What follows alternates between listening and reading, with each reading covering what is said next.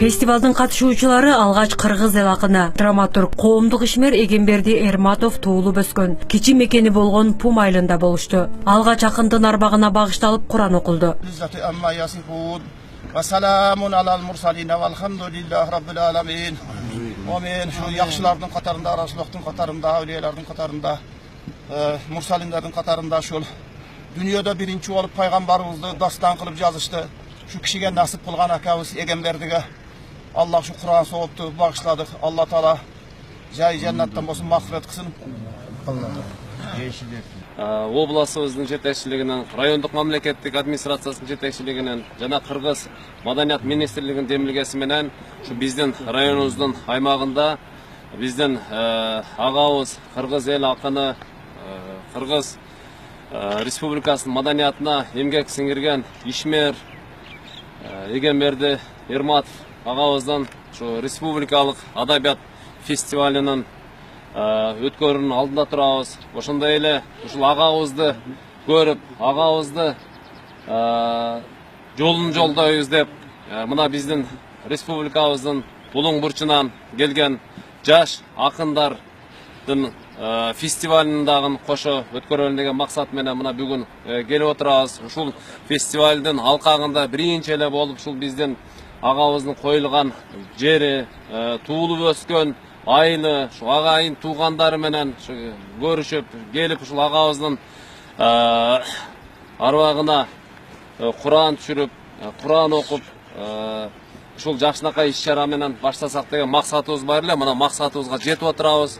Өткөн жылы Туягырчынын 160 жылдыгы дал ушул айылдагы Очокташ жайлоосунда өткөрүлгөн. Туягырчынын мааракесин өткөрүүдө жана анын чыгармаларын изилдөөдө үлкөн салым кошкон Эгемберди Эрматов уюштуруу жана өткөрүү комиссиясынын төрагасы болгон. Мына ушул жайды маданияттын ордосу болсун деген тилеги болгон. Бүгүн дал ушул тилеги ишке ашып отурат дешет акындын кесиптештери. Мага айтты эле ушул жерде Тынчтыкбек, мына ушул жерди мен өскөн Очокташ деген жайлоо болот. Менин бабаларым ушул жерди жайлаган экен, ушул жерде өткөн экен. Мына ушул жерде кылымдарды карыткан Исфайран агып атат. Ушул жерге адабияттын бир очогу болуп, адабияттын бир мазары болот деп айткан экен. Мен экем өткөндө айттым. Ошондо кайран киши şu akındık жүрөгү сезген белем, мына 1 жылга жетпей арабыздан кетип, бирок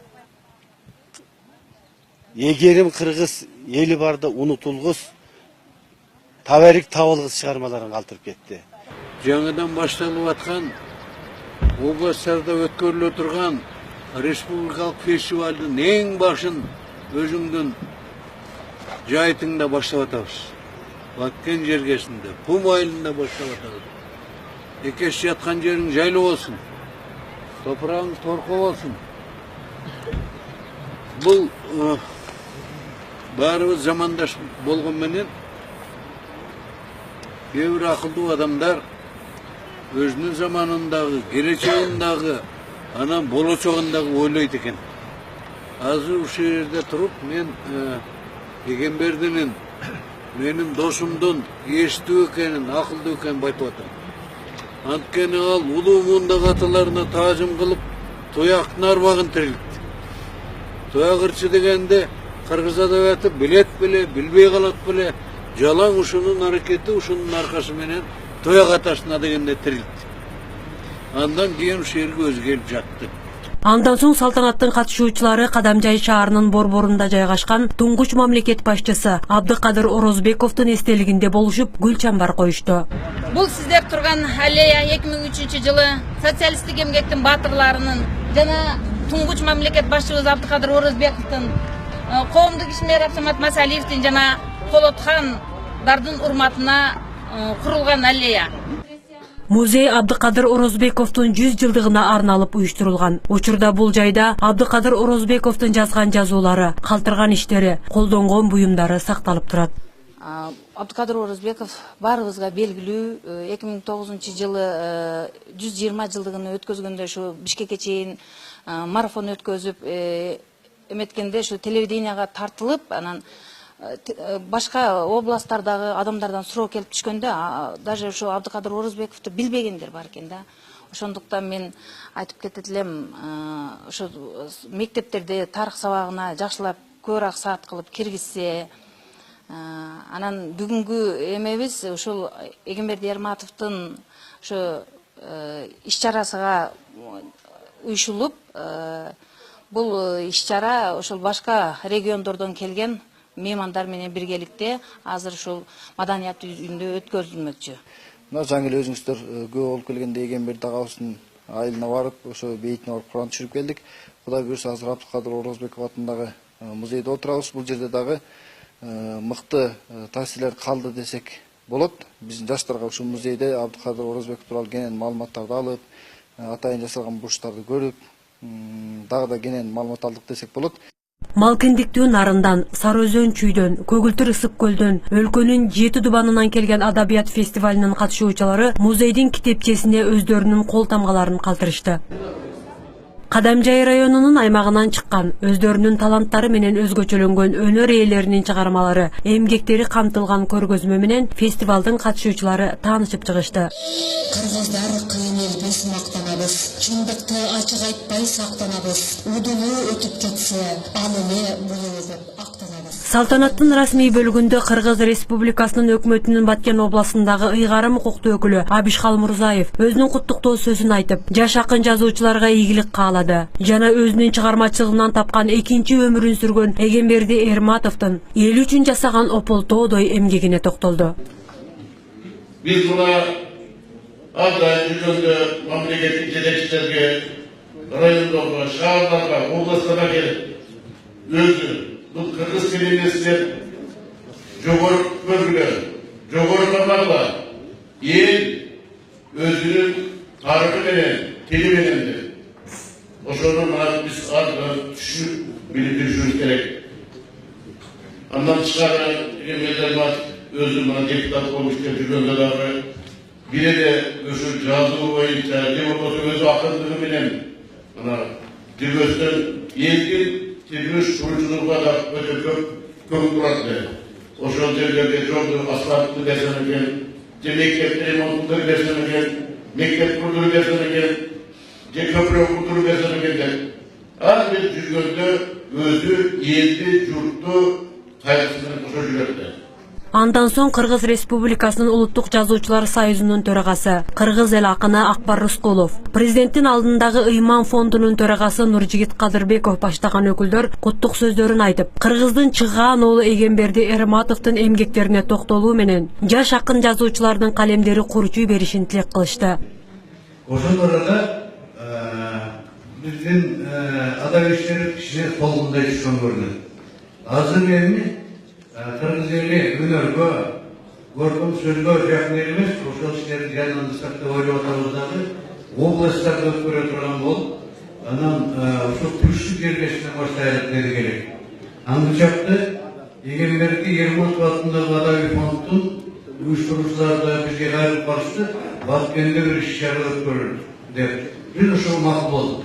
Маданият министрлиги менен биргелешип туруп, эң алгачкы фестивалыбызды ошо сиздердин касиеттүү Кадамжайда берекелүү Баткенде өткөрүп атабыз.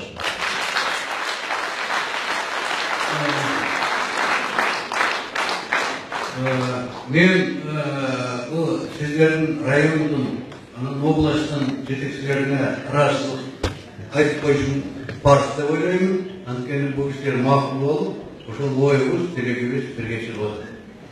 Ушундай жакшы самалыбыз өнөрүбүз үчүн шүгүр дейли. Ысык көлдө тереңибиз үчүн шүгүр дейли. Аманчылык, тынччылык, элдин таланты бул жараткандын берекеси, белеги, ошол белегибиз үчүн шүгүр дейли. Анча мынча Эгемберди агабызга окшоп элге кызмат кылсак, ошол белегибиз үчүн шүгүр дейли. Канча адамдар жетпей, канча элдер ыйлап жүрөт, гимнибиз үчүн, гербибиз үчүн, ошондой эле желегибиз үчүн шүгүр дейли.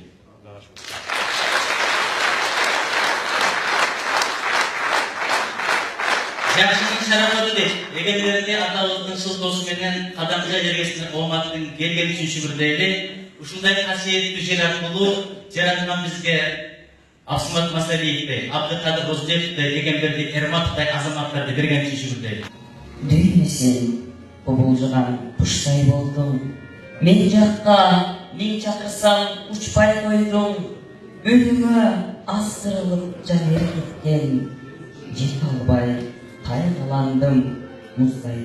Андан соң окуучулар көрүнүктүү акындардын жана Эгемберди Эрматовдун калебине таандык ырларды көркөм айтышты. Эркин окуу аламын шатыратып атандар, ойлой өсөп акылым, окуй берсем түндери, китеп менен дос болуп, кирем кызык дүйнөгө. Кыргыз Республикасынын Улуттук Жазуучулар Союзунда учурда 600дөн ашуун улан кыздар бар. Жер жарылса акындын жүрөгү аркылуу өтөт. Дүйнөнү өзгөлөрдөн өзгөчө кабылдаган акын жазуучулардын чыгармачылыгынын өсүп өнүгүүсү үчүн кам көргөн Жазуучулар Союзу өткөн жылы Жаңы сымдар адабий фестивалын өткөрүшкөн. Быйылкы жылы республикалык акындардын фестивалынын Баткен жергесинен башталышы да жөн жерден эмес. Бишкекте эле өткөрө бербей, областтарда өткөрсөк деп чечкенбиз. Анан биринчи иш чарабыз Баткенде башталып атат. Анткени иш чара кеңештик, кай жерде өткөрсөк жакшы болот. Оштобу, Жалал Абадтабы, Баткендеби деп ойлоно келсек, ушул арада Эгемберди Ерматовду эшкерүү күндөрү болуп атат. Аны жарайт.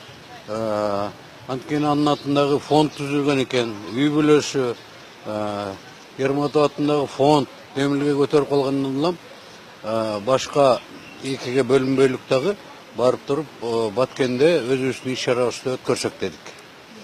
Менин оюмча абдан туура болгон экен. Себеби бүгүн бул жерде Нарын областынан, Ысык-Көлдөн, Чүйдөн, Таластан келген жаш жазуучуларыбыз, эми түштүк региондордо түшүнүктүү.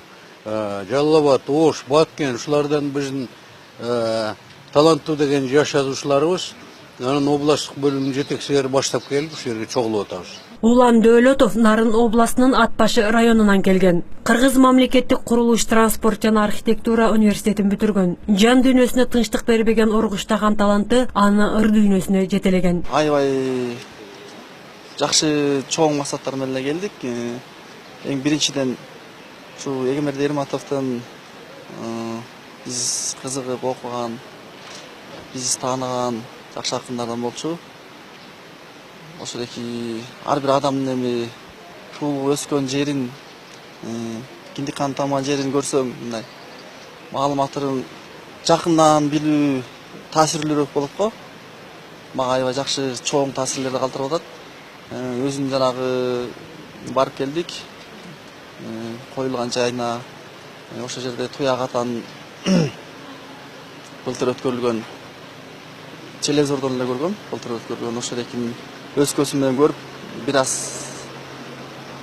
элестетип, ушундай болгон турбайбы деп баягы көргөн видеодо көргөндөрүмдү салыштырып, аябай жакшы иштерди кылып кеткендигин жон терим менен сезип дегендей. Калем сабым мен жыттанган сыясы, төш чөнтөктө түнөгү бар уясы, кадап алып көөдөнүмө кулагын, адат кылган ал акбал сурашуу. Баткенди кызга арнап ыр жараткан Бекболот Сарыбаев Кыргыз-Түрк Манас университетинин студенти. Фестивалдын арты менен Баткен жергесине келип, өзү ырын арнаган баткендик кыздар менен жакындан баарлашканына кубанат. Негизи тамашалуу ыр катары, сатира жанры болсо. 2012 жылы жазылган. Бир кандайдыр бир конкреттүү баткендик бир кызга арналган эмес, негизи жалпы эле баткендик кыздарына, жалпы эле кыргыздын кыздарын даңктоо иретинде деле кабыл алсак болот. Айтчы кантип мен сага жанаш алам, күлөсүңбү сүйлөсөм тамашадан, жолуксакпы деп айтсам жооп бердиң, жолуга албайм, урушат аяшабам, сулуулугуң сүйүүмдү байлап алды, сезим сени тандаса айла барбы, таба албадым кыдырып жер жүзүнөн, таң каламын сендейлер айда барбы, чыгар албай сырымды көмүскөмүн, чыдай албай сен менен көрүшмөйүн, жамалыңды сагынып суусап турам, жаңыбышкан кыпкызыл өрүктөйүм, арабызда аралык чоң эмеспи, ашып өтүп андыктан тоо белести, аңдып такыр дарегиң таппай келем, айт жүйүң шобу же шоо эмеспи. Талас областынан келген Норузбек Аманбеков Баткенди карай сапар тартып келе жатып, эмнегедир Эгемберди Эрматовдун чыгармачылыгына, адамдык улуу сапатына таасирленип, ыр кайрыктары жан дүйнөмө тынчтык бербей, жол ката акындын элесине арнап ыр жараттым. Сыясы кургай элек ырын саймедирип айтып жатты. Анан мен ушул жолдон Нарын дарыясын бойлоп келатып, эмнегедир Эгемберди Эрматовго эсиме түшүп, бир ыр кайрыктар келди. Ошону окуп берейин. Эгемберди Эрматовго. Эгемберди Эрматов өлбөйт. Ал киши Эгемберди Эрматов өлбөйт, аны ырларынан табасың. Эл акыны акындардын ырларында жашасын деген тема менен жазылды. Эрматовго. Ташкындаган нарын дайра боюнда, сапар тартып талас баткен жолунда, Эгемберди Эрматовду эскерип, эмнегедир ырлар келди оюма. Эне тил деп кыргыз тилге күйүнгөн, ырлар жазып жүрөктөгү түйүндөн, Эгемберди өлгөн менен өчкөн жок, аты калды ыр дөбөдөн үйүлгөн. Жалган дүйнө неге мынча шашасың, күлүктөрдүн күлүгүнөн ашасың, чын дүйнөгө алып кетип тойдуңбу, чыгарманын акындардын пашасын. Өмүр чиркин неге мынча тайгаксың, алыптарды да жолго салып айдапсың, албай турсаң болбойт беле агамды, акыр түбү баарын түгөл алмаксың. Бүгүн сизди эскерүүдө жалпакын, калемдерин камчылаган балдарың, буйругуна бешененин айла жок, атаке бай жайлуу болсун жатканың. Көрүстөнүң арасынан гүл таптым, арасында жүрдүң бекен гүл бактым, топурагың торко болуп атаке, о дүйнөнүн бейишинде ыр жазгың. Топурагың торко болуп атаке, о дүйнөнүн бейишинде ыр жазгың. Өзүнүн ополтоодой эмгегин эл үчүн жасаган чыгармачыл инсан Эгемберди Эрматовдун артында калган уул кыздары Эгемберди Эрматов атындагы фонд түзүшкөн. Бул фонд алдыга бир топ иштерди мерчендешип, жаш акын жазуучуларга атайын акчалай жана баалуу белектерди уюштурушкан. Өзүңүздөргө маалымдуу, азыр Эгемберди Эрматов атындагы коомдук фонд түзүлдү. Фонддун негизги максаты маданиятты чөлкөмдөгү биздин аймактагы маданиятты аймактарга маданиятты жайылтуу. Фондду бир майдан катары колдонуу, жаш чыгармачыл жаштардын лабораториясы катары, өнөрлүү балдардын лабораториясы катары фонд бир топ тармактарда демөөрчүлүк көрсөтөт. Жаш балдардын, жаштардын илим, маданият тармагында. Ошондой эле ал балдарды элге алып чыгуу, агартуу маселелеринде дагы бир топ сынактарды пландаштырып койгонбуз. Жылдык планыбыз бар. Сайтыбызда жарыяланган. Бүтүндөй эле жаштарга арналган, маданиятка арналган бир фонд болуп эсептелет. Өлкөнүн 7 дубанынан келген жаш акын жазуучулар ырлардан көркөм айтуу, автордук ырлардын конкурсу сыяктуу номинацияларда өз дараметтерин калыстардын сынына коюшмакчы. 35 жашка чейинки жаштардын чыгармаларына баа берилет. Бул үчүн бизде 9 адамдан түзүлгөн, курамы 9 адамдан түзүлгөн кадыстар тобу иштейт. Албетте кадыстар тобу белгилүү акыныбыз Эгемберди Эрматовдун ырларына көркөм окууга, эң жакшы көркөм окууларга буга Эгемберди Эрматов фонду сыйлоо эмесин өткөрөт. Экинчиси, биз поэзия жана проза кылып экиге бөлүп 5 секция иштейт. Ушул секциядагы эң мыкты деген ырларга, поэмаларга, аңгемелерге, новеллаларга баа беребиз. Ушул мыктыларына Эгемберди Эрматов атындагы фонд биздин Баткен областындагы өкмөттүн өкүлчүлүгү, ошондой эле Кадам жай мамлекеттик администрациясы өздөрүнүн жекешкерлер өздөрүнүн сыйлыктарын ыйгарат. Республикалык жаш акын жазуучулардын Эгемберди Эрматов атындагы адабият фестивалын өткөрүү демилгесин колдогон жергиликтүү бийлик өкүлдөрү фестивалды жогорку деңгээлде өткөрүү үчүн иш-аракеттерди натыйжалуу жүргүзүшкөн. Бүгүнкү фестивалга негизинен демилгечи катары Кыргыз Республикасынын жазуучулар союзу, Кыргыз Республикасынын өкмөтүнүн Баткен областындагы ыйгармыктуу өкүлчүлүгү, ошондой эле Кадам жай райондук мамлекеттик администрациясы жана Эгемберди Эрматов атындагы коомдук фонд тарабынан уюштурулуп жатат. Эң негизги максатыбыз ушул Эгемберди Эрматовдун өмүрүн таржымалын, өмүр жолун, ошондой эле бизге мурас катары калтырып кеткен адабий мурастарыны элге кеңири мындан ары жайылтуу, өзгөчө ушул жаш акындарды мындан ары дагы жакшы ушул жогорку деңгээлдерге ушул адабият майданында эң чоң чокуларга жетүүгө бир шарт түзүп берүү максатында өткөрүлүп жатат. Бүгүнкү ушул фестивалыбызга Кыргыз Республикасынын бардык аймактарынан ушул 7 дубанынан 3төн жаш акындар келип өздөрүнүн күчүн сынашмакчы. Мен ойлойм ушу бүгүнкү фестиваль аркылуу бир гана ушул жаш акындар эмес, жалпы ушул биздин Баткен жергесиндеги ушу Кадам жай районунан дагы биздин жаш акындарга жакшынакай бир дем берип, келечекте, жакын келечекте ошо Эгемберди Эрматовдой жана башка Кыргыздын чоң акынындай ушу акындык чоң бир чокуга жеткенге бир шарт түзүлөт демекчибиз. Мен турмушта сараңач көз эмесмин, өктөө кылып аяз бердиң дебесмин, байлык уй жай ден соолуктан ардактуу, мага берсе 2 сабак ыр берсин. Ыр дүйнөсүн бардык байлыктан жогору койгон акындардын ишмердүүлүгүндө ийгиликтер коштоп, оргуштаган таланты өрүш алсын.